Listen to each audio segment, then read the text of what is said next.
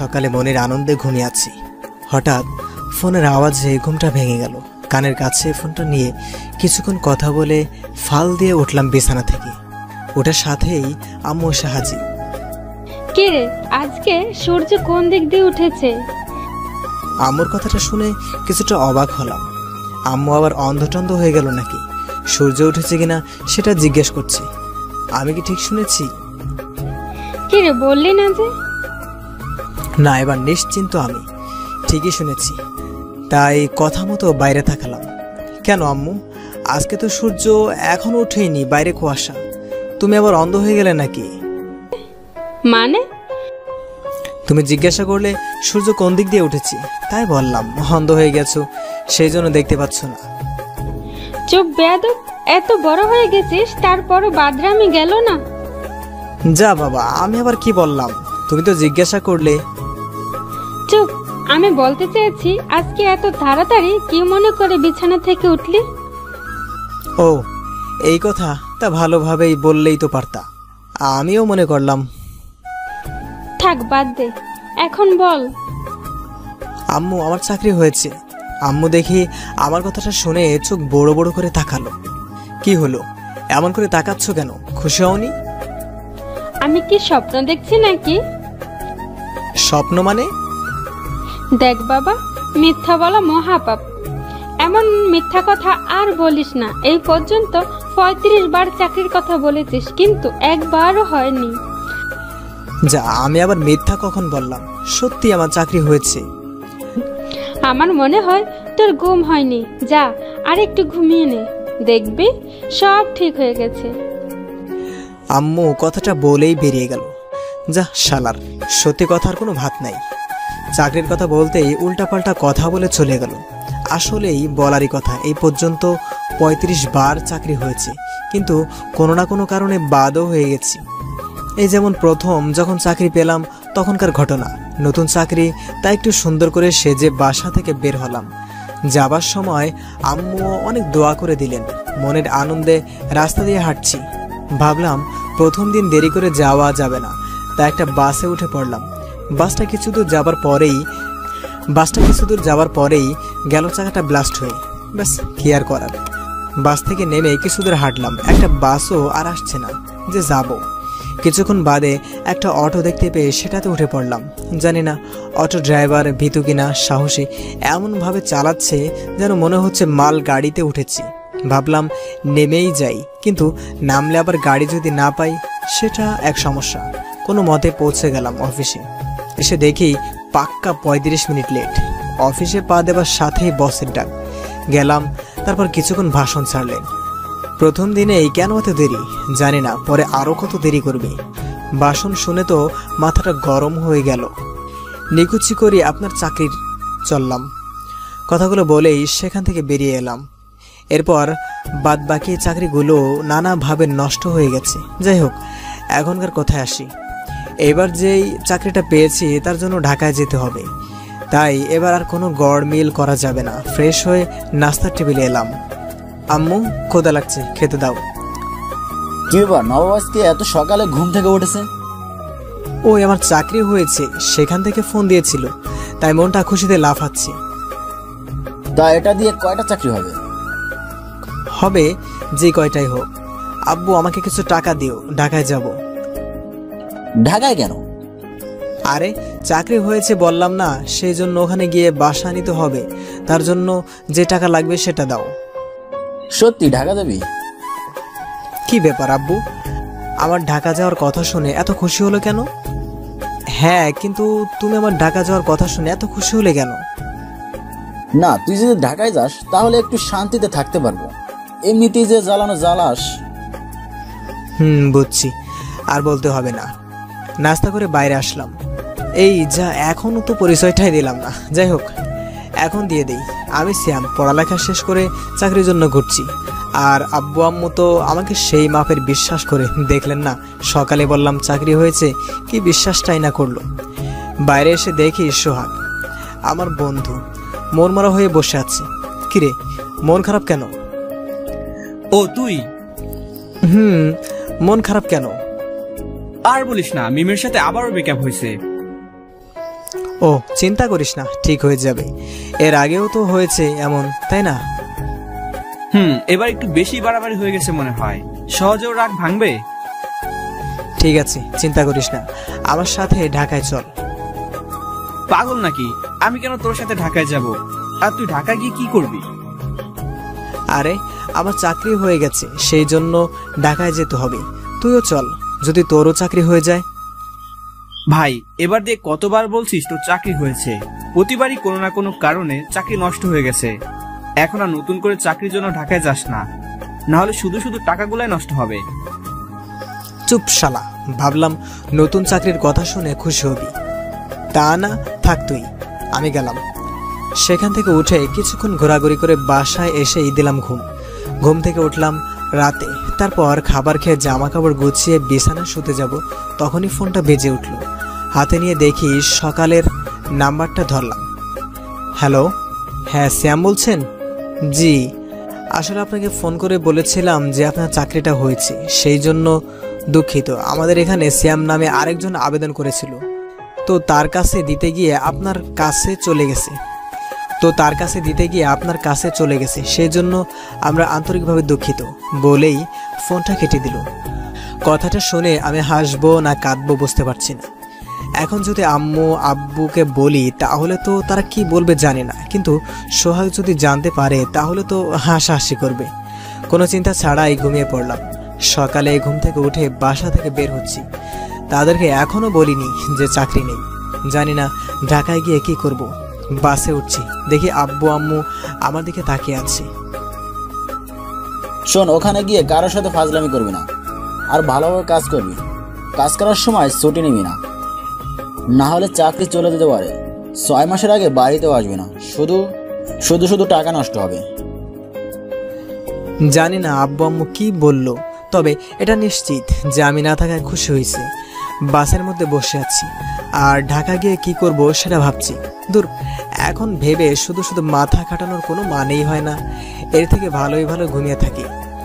ঢাকায় এসে নামলাম। অবশ্য এর আগেও একদিনের জন্য আসছিলাম, কিন্তু ভালো মতো কোনো জায়গা চিনি না। আগে একটা বাসা ভাড়া নিতে হবে, তাই বাসা খুঁজতে শুরু করে দিলাম। একটা বাসা বাইরে থেকে ছোট্ট ফ্যামিলি ভাড়া দেওয়া হবে, কিন্তু আমি তো ব্যাচেলার, আমাকে কি ভাড়া দিবে?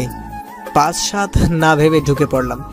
দেখি একটা মেয়ে দরজার সামনে দাঁড়িয়ে আছে, হয়তো এ বাসার মেয়ে, কিন্তু সাথে ব্যাগ কেন? হতে পারে কোথাও গিয়েছিল, এখন সেখান থেকে আসছে। মনে মনে ভাবতে শুরু করলাম, আচ্ছা আমি যদি মেয়েটাকে পটাতে পারি তাহলে নিশ্চয়ই হয়তো তার বাবাকে বলে আমাকে এই বাসায় থাকার ব্যবস্থা করে দিতে পারে। হাত সাফাই করে কাজে লেগে পড়লাম। হ্যালো, কোনো কথা নেই, ভাব নিয়ে দাঁড়িয়ে আছি। আপনি কি এই বাসায় থাকেন? দেখে কি মনে হচ্ছে? না এমনি। আচ্ছা, দেখলাম এই বাসাটা ভাড়া হবে, আপনি কি আপনার বাবাকে বলে আমাকে বাসাটা ভাড়া দেওয়ার ব্যবস্থাটা করে দিবেন? মেয়েটা দেখি আমার কথাটা শুনে কিছুক্ষণ আমার মুখের দিকে তাকিয়ে কি যেন ভাবলো। আপনি দেখেননি একটা ফ্যামিলি ভাড়া দেওয়া হবে? হ্যাঁ দেখেছি, আসলে আমি ঢাকা শহরে নতুন এসেছি, তাই এখন বাসা খোঁজা খুবই কষ্টকর। যদি আপনি ব্যবস্থা করে দেন। ঠিক আছে, এখানে দাঁড়িয়ে থাকুন আর কথা বলবেন না বেশি।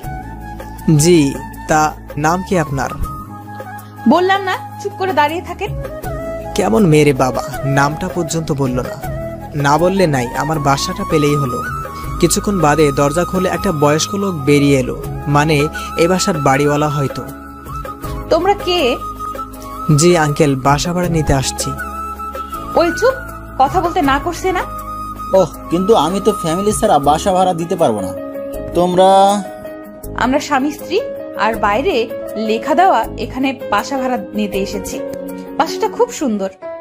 আমি তো মেয়ের কথা শুনে চোখ বড় বড় করে তাকিয়ে আছি। তার মানে এই মেয়েটা এই বাসার না, ভাড়া নিতে এসেছে। আর আমাকে কথা না বলার কারণ এটা, বিয়ের আগেই স্বামী হয়ে গেলাম। না জানি একসাথে থাকলে আরো কি হবে। এর থেকে ভালো এখান থেকে কেটে পড়ি। পেছন ফিরে হাঁটতে যাব, তখনই মেয়েটার ডাক। কি হলো, কোথায় যাচ্ছ?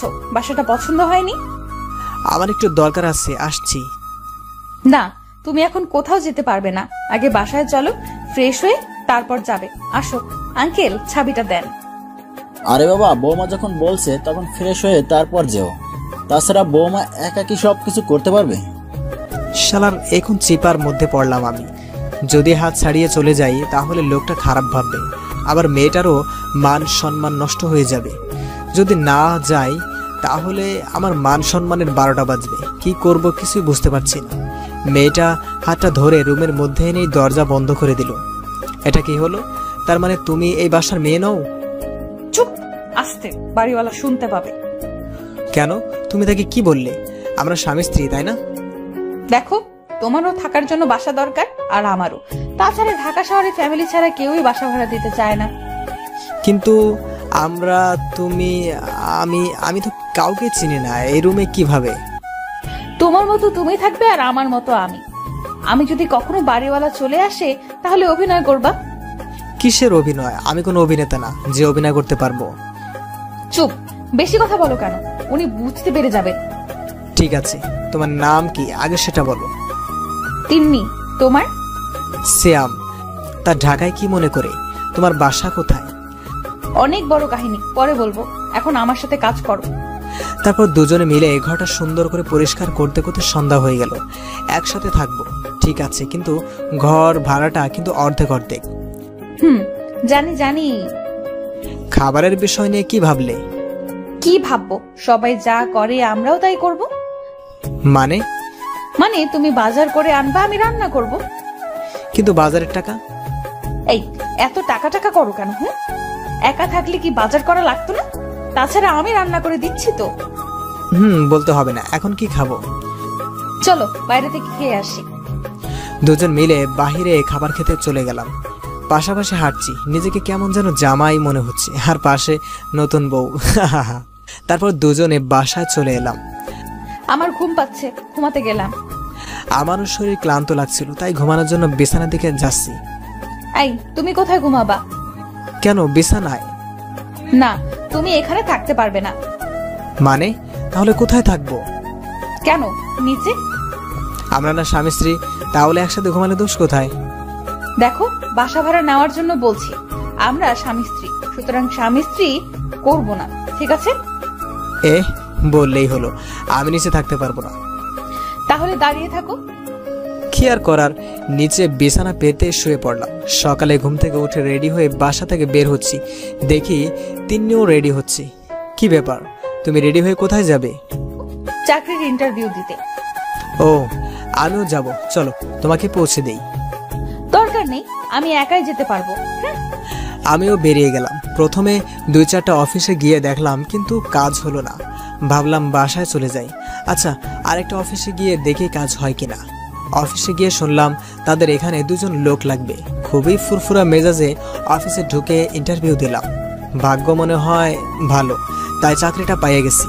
মনের আনন্দে গান গাইতে গাইতে বাসায় চলে এলাম। কি, তিনি তো এখনো আসেনি, কোথায় গেল? মনে হয় এখনো চাকরি হয় নাই। যাই হোক, আসলে আসুক, না আসলে নাই। ঘরে গিয়ে শুয়ে পড়লাম। রাতে নিচে থাকার কারণে ঠিকমতো ঘুম হয়নি। ঘুম যখন ভাঙলো দেখি সন্ধ্যা হয়ে গেছে প্রায়, কিন্তু তিন্নি এখনো আসেনি। ওর আবার কোনো বিপদ হলো না তো? কেমন যেন একটা অজানা ভয় বিরাজ করতে লাগলো মনের ভিতর। চিন্তা হচ্ছে কোথায় যেতে পারে। ভাবতে ভাবতেই মহারানী এসে হাজির। কি ব্যাপার, কোথায় ছিলে যে এত দেরি হলো? যেখানেই থাকি না কেন তাতে তোমার কি? আমার অনেক কিছু, জানো কত চিন্তা হচ্ছিল। থাক, আমার জন্য আর কষ্ট করে চিন্তা করতে হবে না। এই কেমন মেয়ে রে বাবা, একজন তাকে নিয়ে চিন্তা করছে, তাতে তার কোনো মাথা ব্যথাই নেই। দূর, চিন্তা করাই লস। তা চাকরি হয়েছে তো? একটা অফিসে চাকরি পেয়েছি। তোমার? আমার কপালে চাকরি লেখাই থাকে, বুঝছো। অফিসে পা দিতেই চাকরি দিয়ে দিচ্ছে। থাক, আর চাপা ছাড়ার দরকার নেই। চাপা কখন ছাড়লাম, সত্যি চাকরি হয়েছে। ভালো। তা বাজার করছো নাকি রান্না করার মতো? না না, মানে যাও গিয়ে বাজার করে আনো, না হলে রাতে কি খাবে? আমি আজকে বাইরে খাবো, নতুন চাকরি পেয়েছি বলে কথা। ঠিক আছে, তুমি যাও, আমি যাব না। না গেলে নাই, আমার কি। বলেই বাসা থেকে বের হয়ে গেলাম। তিন্নির মুখে দিকে তাকিয়ে দেখলাম মুখটা কেমন জানি শুকিয়ে গেছে, হয়তো সারাদিন কিচ্ছু খাইনি। কিন্তু কেন? নাকি টাকার সমস্যা? বুঝলাম না কিছু। বাইরে থেকে 2 প্যাকেট বিরিয়ানি নিয়ে বাসায় চলে আসলাম। তুমি না বাইরে খেতে গেলে, চলে আসলে কেন? একা একা খেতে ভালো লাগে না, তাই নিয়ে আসলাম। তোমাকে কে বলেছে আমার জন্য নিয়ে আসতে? কেউ বলেনি, ভালো লাগলো তাই এনেছি, নাও খাও। বলার সাথেই তিন্নি প্যাকেট খুলে খাওয়া শুরু করে দিল। বুঝলাম সারাদিন কিচ্ছু খায়নি। ও খাচ্ছে আর আমি তাকে আছি। কি সুন্দর মায়াবী চেহারা, কিন্তু এই ঢাকার শহরে ও একা কি করছে জানি না। কি হলো, খাচ্ছ না কেন? হ্যাঁ খাচ্ছি। আমি এতক্ষণ ওর দিকে তাকিয়েছিলাম, তারপর খেয়ে আবার কালকের মতো বিছানায় আর আমি নিচে শুয়ে পড়লাম। সকালে মনের আনন্দে ঘুমিয়ে আছি, কেউ মনে হয় আমার গায়ে ধাক্কা দিচ্ছে। একটা চোখ হালকা খুলে দেখি তিন্নি ধাক্কা দিচ্ছে আর ডাকছে।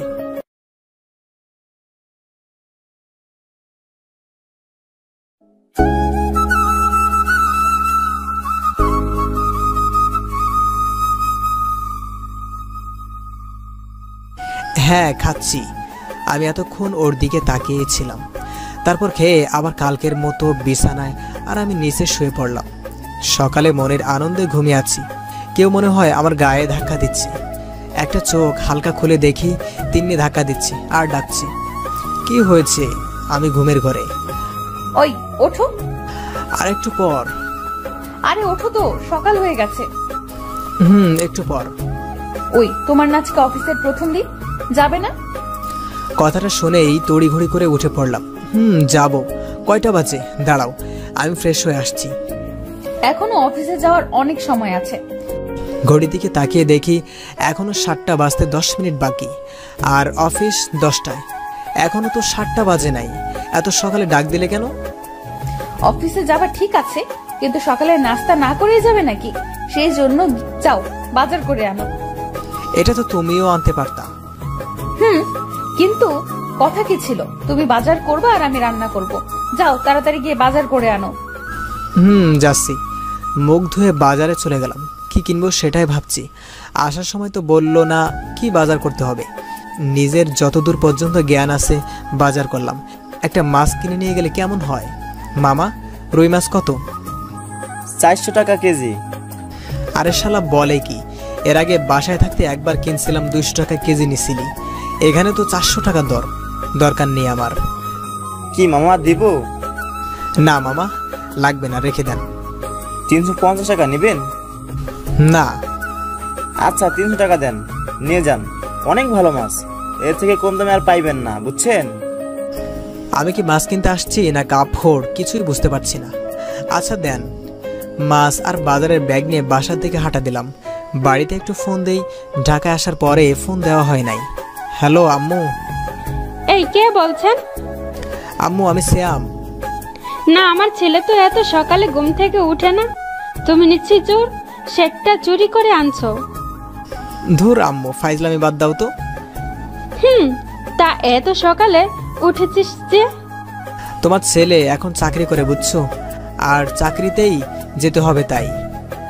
থাক, আর ভাবনিস না, কয়দিন টিকবি সেইটা ভাব। দেখো। তা অফিস তো মনে হয় আরো পরে। এত সকালে কি করছিস? ওই বাজার করতে আসছি, নাস্তা বানাতে হবে তো। তা কি কি বাজার করছিস? অনেক কিছুই। রুই মাছ কিনছি। রুই মাছ কে রান্না করবে? কে আবার? আমি করব। আম্মু দেখি কথাটা শুনে ওপাশ থেকে হালকা কাশি দিল। কি হলো আম্মু, কাশি দিলে যে? যক্ষা হয়নি তো আবার? হয়নি, তবে এবার হবে। তোর কথাটা শুনে। কেন? শোন, তোর আব্বু যা টাকা দিছে সেইটা এভাবে নষ্ট করিস না। আমি আবার নষ্ট করলাম কখন? ওই যে মাছটা কিনছিস, তুই রান্না করতে পারবি না। শুধু শুধু নষ্ট করার থেকে যেখান থেকে কিনেছিস সেইখানে ফেরত দিয়ে আয়। ধুর, বলেই ফোনটা কেটে দিলাম। এটা কেমন কথা? নিজের ছেলেকে একেবারেই বিশ্বাস করে না। আল্লাহ, কই যাব আমি। তারপর বাজারের ব্যাগটা নিয়ে বাসায় চলে এলাম। দেখি তিনি রান্নাঘরে সবকিছু গোছগাছ করছে। কি ব্যাপার, এত দেরি হলো কেন আসতে? ওই আম্মুর সাথে ফোনে কথা বলছিলাম। তাড়াতাড়ি দাও, রান্না করতে হবে, না হলে আবার অফিসে যাওয়া দেরি হয়ে যাবে। এই যে তিন্নি ওটা নিয়ে রান্নাঘরে চলে গেল। আমিও রুমে এসে ফ্রেশ হয়ে নিলাম। গিয়ে দেখি এখনো হয়নি। কোনো সাহায্য লাগলে বলো। থাক, তোমাকে সাহায্য করতে হবে না। তা রান্না হয়েছে? প্রায়। রান্না শেষে দুজনেই খেতে বসলাম। খাবারটা কিন্তু সেই রকম হয়েছে। ওয়াও, অনেক সুন্দর রান্না করতে পারো তো তুমি। তা কে শিখিয়েছে? আম্মু। তারপর দুজনেই খেয়ে দিয়ে বেরিয়ে পড়লাম অফিসের উদ্দেশ্যে। তুমি চাইলেই তোমার অফিস পর্যন্ত এগিয়ে দিতে পারি। থাক, লাগবে না। আর শোনো, বাসায় আমরা যেমনই থাকি না কেন, বাসার বাইরে কিন্তু কেউ কাউকে চিনি না, ঠিক আছে? সুতরাং তুমি তোমার মতো যাও, আমি আমার মতো। বলে একটা রিক্সা নিয়ে চলে গেল। এ কেমন মেয়ে রে, দয়া মায়া বলতে কিচ্ছু নেই নাকি? পৌঁছে দিলে কি এমন মহাভারত অশুদ্ধ হয়ে যেত?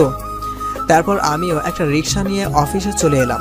এই প্রথম মনে হয় আমি ঠিক সময়ে অফিসে এসেছি। তারপর গিয়ে সোজা নিজের কেবিনে বসলাম। পাশের কেবিনে তাকাতেই যেন অবাক।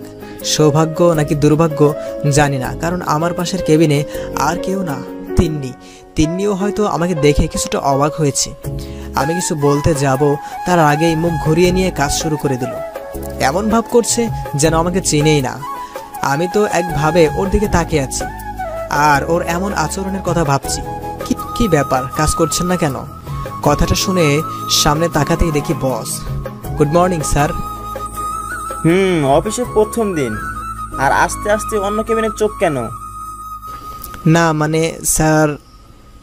চুপচাপ নিজের কাজে মনোযোগ দিন, আর এরপর যদি আবার দেখি তাহলে কিন্তু চাকরি থেকে বের করে দেব। সরি স্যার, আর হবে না। বসুন।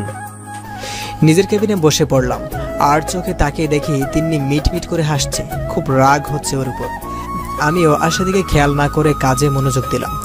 ওর দিকে আর একবারও তাকাইনি। অফিস ছুটির পরে নিজের মতো বাসায় চলে এলাম। কিছুক্ষণ বাদে তিন্নিও আসলো।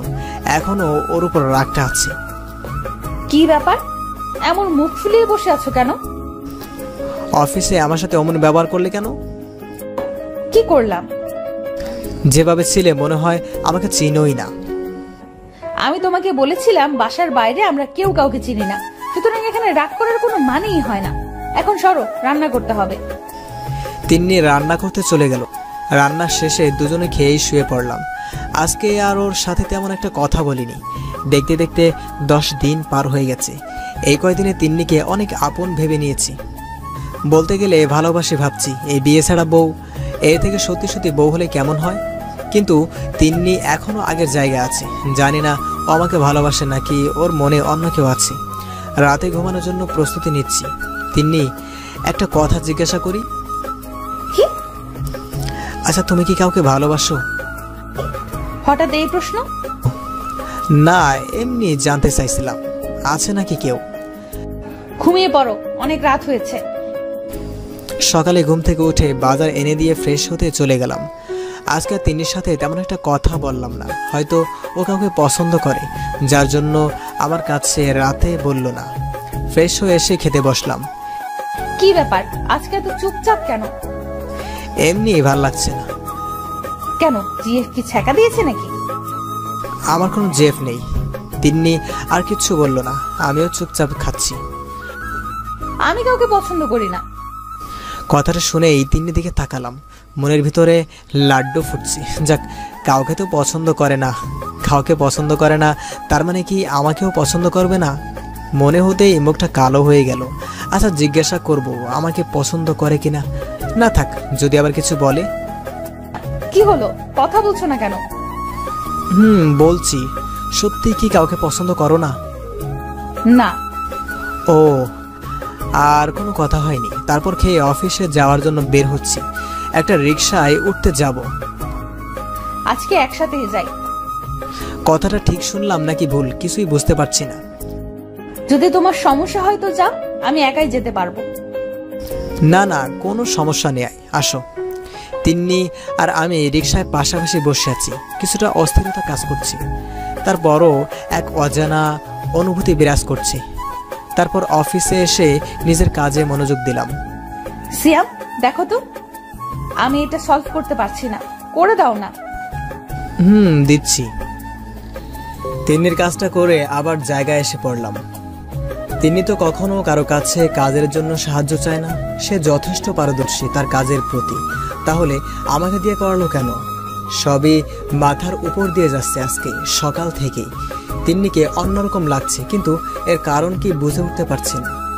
কাজ শেষে বাসায় আসতে যাব, তখনই স্যারের নোটিশ। সবাই গেলাম তার কাছে। আগামী 10 দিন অফিস ছুটি থাকবে। সবাই মিলে কারণ জানতে চাইলাম, কিন্তু বললেন না। বুঝলাম না 10 দিন ছুটি দেওয়ার কারণ কি। ঈদেও তো কোনো অফিস 10 দিন ছুটি দিতে চায় না। সে যাই করুক, আমার কি ছুটি তো আছে। এই ফাঁকে একবার বাড়ি থেকেও ঘুরে আসা যাবে। বাড়িতে এসে ব্যাগ গোছাচ্ছি। কি ব্যাপার, ব্যাগ গোছাচ্ছ কেন? বাড়িতে যাব। কেন? 10 দিন অফিস ছুটি, শুধু শুধু এই কয়টা দিন বসে থাকার চেয়ে বাড়ি থেকে ঘুরে আসি। তা তুমি যাবে না তোমার বাসায়? না। কেন? এমনি ভালো লাগছে না, আমি ঘুমোতে গেলাম। টেবিলে খাবার আছে, খেয়ে নিও। কেন, তুমি খাবে না? না। অবাক হলাম ওর এমন ব্যবহারে। একটু আগেও তো ঠিক ছিল, হঠাৎ করে আবার কি হলো? সত্যি মেয়েদের মন বোঝা কষ্টকর, কখন কোন দিকে যায় বলা যায় না। আমি আমার মতো খেয়ে দিয়ে শুয়ে পড়লাম। সকালে ঘুম থেকে উঠে রেডি হয়ে বাসা থেকে ব্যাগটা নিয়ে বের হচ্ছি, দেখি বাড়িওয়ালা আঙ্কেল গেটের সামনে দাঁড়িয়ে আছে। কি বাবা, কোথায় যাচ্ছ? বাসায় যাচ্ছি, অফিস বন্ধ তো তাই। ভালো তো, কিন্তু বৌমা কোথায়? ঘরে। ঘরে কেন? বৌমা যাবে না তোমার সাথে? না। কেন, ঝগড়া হয়েছে তাই তো? না, আমি থাকতে এমনটা কখনো হবে না। বৌমা, বৌমা। জি আঙ্কেল। তোমার সাথে কি ওর কোনো ঝগড়া হয়েছে যে ও তোমাকে নিয়ে যাচ্ছে না? তিন্নি কি বলবে হয়তো বুঝতে পারছে না, চুপচাপ করে দাঁড়িয়ে আছে। যাও, তাড়াতাড়ি করে জামা কাপড় পরে এসো। আমি তোমাদের দুজনকে একসাথে বাসে তুলে দিয়ে আসবো। যাও যাও। তিন্নি দেখলাম ঘরে চলে গেল। কিছুক্ষণ বাদে একটা ব্যাগ নিয়ে বেরিয়ে এলো। তারপর আমরা দুজনে বাসে না ওঠা পর্যন্ত আঙ্কেল সাথেই ছিল। বাস চলছে। এইটা কি করলে? আমি আবার কি করলাম? তোমার জন্য আমাকেও বাসা থেকে বের হতে হলো। এখন কোথায় যাব? এমন ভাব করছো যে তোমার নিজের বাসা নেই, সেখানে যাও। তিন্নি কিছু না বলে মুখটা কালো করে ফেললো। তারপর কিছুক্ষণ চুপ থেকে বলতে শুরু করলো, তুমি জিজ্ঞাসা করলে না আমার কোনো বাড়ি আছে কিনা? সত্যি আমার কোনো বাড়ি নেই। ছোট থাকতে বাবা মা এক দুর্ঘটনায় মারা যায়। ছোট থেকে চাচার কাছে বড় হয়েছি, কিন্তু আমার চাচা আমাকে সেখানে রাখতে পছন্দ করতেন না। যখন বড় হলাম তখন একটা ছেলে আমাকে পছন্দ করত, খুব বড় লোক, বাবার বখাটে ছেলে। আমার চাচির কাছে বিয়ের প্রস্তাব দিলে চাচিও রাজি হয়ে যায়, কিন্তু আমি রাজি ছিলাম না। তাই আমাকে জোর করে বিয়ে দিতে চেয়েছিল। সেই জন্য আমি ওখান থেকে পালিয়ে এই ঢাকা শহরে চলে আসি। আমি কি বলবো কিছুই বুঝতে পারছি না। সরি, আমি বুঝতে পারি নাই। থাক, আর বলতে হবে না। তুমি যদি চাও তাহলে আমার সাথে আমাদের বাসায় যেতে পারো। কিন্তু কি পরিচয় নিয়ে থাকবো? সেটা দেখা যাবে, এখন চলো। তিন্নিকে নিয়ে নিজের বাসায় চলে এলাম। দরজায় বেল বাজাতেই আম্মু দরজা খুলে দিল। কি রে, এত তাড়াতাড়ি চলে এলি? চাকরি চলে গেছে নাকি? উফ, কিসের চাকরি যাবে, অফিস ছুটি, তাই এসেছি। আমি বলতে বলতেই পিছন থেকে তিন্নির সামনে এসে দাঁড়ালো। এটা কে? আম্মু, ও হচ্ছে। তুই বিয়ে করে ফেলেছিস? আম্মু, আমার কথাটা তো শোনো। একটা কথাও বলবি না? তাছাড়া বিয়ে যখন করেছিস ভালোই হইছে, এবার একটু ভালো হইস। আসো বৌমা, ঘরে আসো। নাম কি তোমার? তিন্নি। বাহ, অনেক সুন্দর নাম তো। তা তোমার আব্বু আম্মুর নাম কি? তারা বেঁচে নেই। ও, মন খারাপ করো না। তারা নেই তো কি হয়েছে, আমি আছি তো। তা আমার ছেলের সাথে তোমার পরিচয়টা কিভাবে হয়েছিল? সে অনেক বড় কাহিনী। আচ্ছা, তুমি ফ্রেশ হয়ে আসো, আমি খাবার দিচ্ছি। তিন্নি আমার রুমে আসলো। তোমার মা ভাবছে আমরা হয়তো। দেখেছো, আম্মু তোমাকে দেখে কত খুশি হয়েছে। আম্মুকে সত্যটা বলিও না। দরকার হয় আমরা যেভাবে ছিলাম সেভাবেই থাকবো। আম্মুকে বুঝতে দেওয়া যাবে না, এইটুকু করে দাও। ঠিক আছে, ধন্যবাদ। তারপর আমি আর তিন্নি ফ্রেশ হয়ে খেতে চলে গেলাম। আম্মুর সাথে তিন্নির একটা ভালো সম্পর্ক হয়ে গেছে। তিন্নিও সবসময় আম্মুর কাজে সাহায্য করে। ভালোই লাগে তিন্নিকে দেখতে, কিন্তু আমার একটা দুর্ভাগ্য, এখনও নিজের বাসায় এসেও নিচে শুতে হয়। দেখতে দেখতে 8 দিন হয়ে গেল। রাতে আমি আর তিন্নি শুয়ে আছি, আর 2 দিন আছি। তারপর আবার আমাদের ঢাকায় চলে যেতে হবে, তাই না? জানো তোমার মাকে আমার খুবই ভালো লাগে। ছোট থেকে মায়ের আদর তেমন একটা পাইনি, কিন্তু তোমার আম্মুর কাছে যতক্ষণ থাকি মনে হয় আমার মায়ের কাছে আছি। আচ্ছা সিয়াম, একটা কথা বলি। যখন তোমার আম্মু জানতে পারবে আমরা স্বামী স্ত্রী না, শুধু অভিনয় করেছি, তখন তোমার আম্মু কি হবে ভেবেছো? জানি না, তবে সময় যখন হবে সামলে নেওয়ার চেষ্টা করব। আচ্ছা এখন শুয়ে পড়ো, অনেক রাত হয়েছে বলেই অন্য পাশ হয়ে ঘুমিয়ে পড়লাম। সকালে ঘুম থেকে উঠে আম্মুর রুমে গেলাম, দেখি গোমড়া মুখ করে বসে আছে। কি ব্যাপার আম্মু, এমন মুখ ফুলিয়ে বসে আছো কেন? তোকে একটা কথা জিজ্ঞাসা করব, উত্তর দিবি? বলো। তিন্নি কি তোর বউ না? হঠাৎ এই প্রশ্ন? কালকে রাতে যখন তোদের রুমের পাশ দিয়ে যাচ্ছিলাম তখন সব শুনতে পেয়েছি। না মানে ওই। চুপ, একটা কথাও বলবি না। দাঁড়া, আমি এখন তিন্নির সাথে কথা বলে আসি। বলেই তিন্নির কাছে গেল। কিছুক্ষণ বাদে এসে হাজির। এই নে, এখন গিয়ে সোজা একটা লাল শাড়ি আর পাঞ্জাবি কিনে আন। আমিও কোনো কথা না বলে মার্কেটে গিয়ে এসেই দেখি বাড়ি সাজানো হচ্ছে। বাহ, আজকে আবার কি হবে নিজেও জানি না। আম্মু, বাসা সাজানো হচ্ছে কেন? তোর আর তিন্নির বিয়ে, যা তাড়াতাড়ি গিয়ে রেডি হয়ে আয়। আমি তো কথাটা শুনেই লুঙ্গি ডান্স দিচ্ছি মনে মনে। তারপর আমাদের বিয়ে পড়ানো হয়ে গেল। তিন্নি রুমে বসে আছে। আমি ঢুকে দরজা লাগিয়ে দেওয়ার সাথে তিন্নি এসে পা ধরে সালাম করে আবার খাটে বসলো। মনে মনে খুশি হলাম, যাক আজকে বিছানায় শুতে পারবো। খাটের দিকে এগোতে লাগলাম। আই, কাছে আসবে না। কেন? তুমি নিচে থাকবে। কিন্তু কেন? আমাদের তো বিয়ে হয়েছে। চুপ, বেশি কথা বলবে না, যাও। কি আর করার, বাধ্য হয়ে নিচেই শুতে হলো। দোয়া করবেন যেন বিছানায় ঘুমানোর সৌভাগ্য হয়।